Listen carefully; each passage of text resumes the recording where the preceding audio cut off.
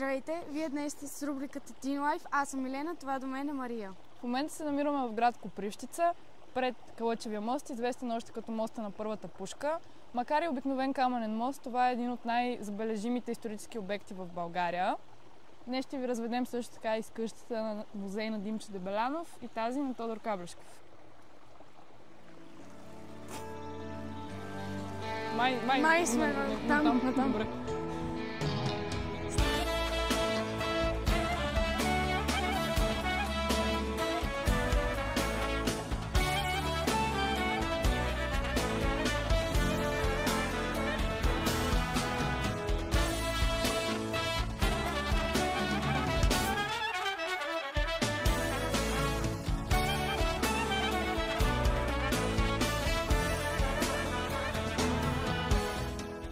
Легендата за Копривщица гласи, че местността привлича със своите тучни поляни вниманието на една болярка, която решава, че то е отлично място за животновъдство.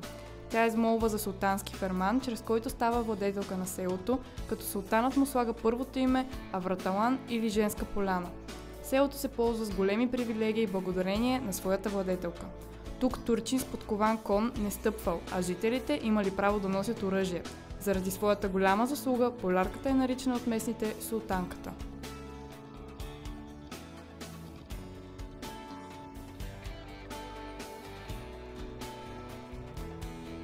Каблешковата голяма адвокатна къща е извисила снага над Калдерамъната улица край Бяла река. Талантливият копривщински майстор Генчо Младенов построява къщата през 1845 г. В нейното съграждение той влага цялото си умение, сръчност и творческо въображение, за да задоволи изискванията и изтънчения вкус на собственика, тя да е голяма, просторна и с много светлина. Заради цялостния си вид, Каблешковата къща се определя като върховно постижение на копривщинското архитектурно майсторство. Сред експонатите на първия етаж на къщата, посетителите може да видят битовата уредба на един богат копривщински дом от втората половина на 19 век. Ценни експонати са кристалното огледало, донесено от Цариград, както и таблата поднос, с който на 20 април 1876 г. втората майка на Каблешков поднася кафе на Наджиб Ага, дошъл да арестува размирния й син. Кръглият просторен салон на втория етаж отвежда в 6 стаи, където е разгърната обновената музейна експозиция, посветена на революционната дейност на Апостола.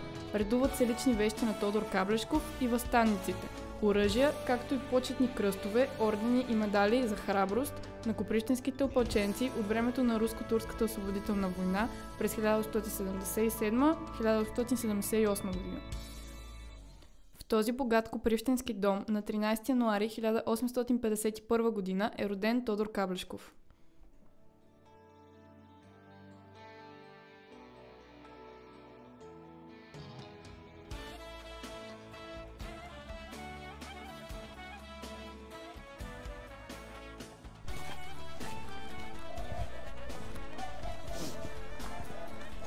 Сега ще посетим църквата Успение на Пресвета Богородица.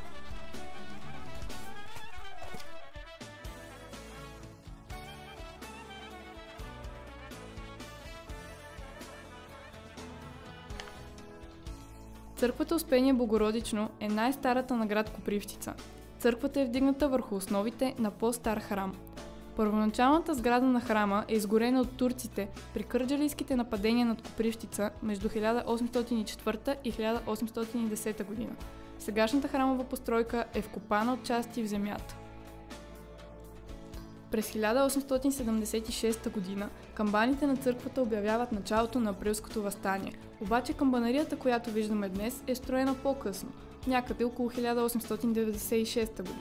Построена е с дарение от хаджи Ненчо Палавеев. Южно от църквата се намира малък параклис, издигнат също със средства на хаджи Ненчо през 1907 г. Там се провеждат службите, докато 15 на години главната черква е в реставрация. След реставрацията на 13 август 1989 г. тя е преосветена и отново отворена за богомолци.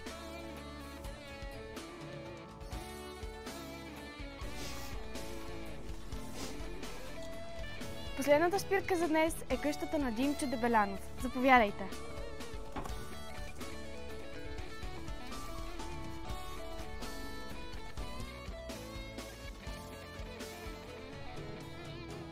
красив копривщински двор, под сенките на високи борове и кичести вишни е стеена малка синя къща. Тук любителите на поезията и изящното слово и до днес тръпнат пред неувяхващата красота на Дебеляновите стихове. Двукатната синя къща, оградена с високи каменни зидове, е строена от дядото на поета през 1830 година. Къщата създава топло усещане за домашен уют с предназначеното за зимния сезон приземие и обширния открит чардак, използван от семейството през лятото. Неповторимата атмосфера на този дом, където преминават детските години на Димчо Дебелянов, е запечатана по незабравим начин в неговите стихове. Помниш ли? Помниш ли тихия двор? Тихия дом с белоцветните вишни. Димчо Дебелянов е роден тук през 1887 година. Той е последното, шесто дете в семейството на копривщинския абаджия Вальо Дебелянов. Родният дом на поета е възстановен през 1957 година, а на следващата година е превърнат в музей. Атмосферата на старата копривщинска къща, заедно с оригиналните Димчови вещи, книги и ръкописи, са още едно докосване до вътрешния интимен свят на твореца.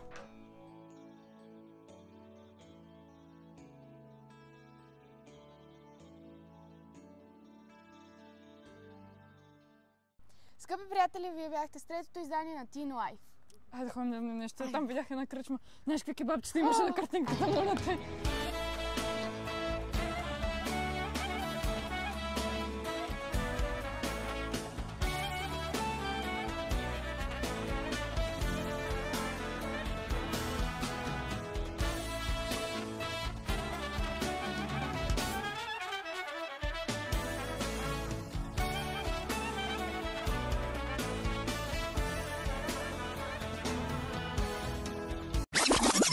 Много ви благодаря всички тук, че дойдохте на нашето събитие и наистина много оценявам всичко това, което правите за нас. Искам да благодаря на майка ми, че стигнах до тук пред такава голяма аудитория да говоря и да изразявам моето лично мнение. Това е за първи път в Копривщица се събира толкова много хора и толкова голяма публика, да ви гледам усмихнатите лица, просто ме кара и аз да се усмихвам. Значи хора на концерт на Рамщайн толкова хора няма да видите. Направо ще паднете след малко там от Босарен сте се наредили.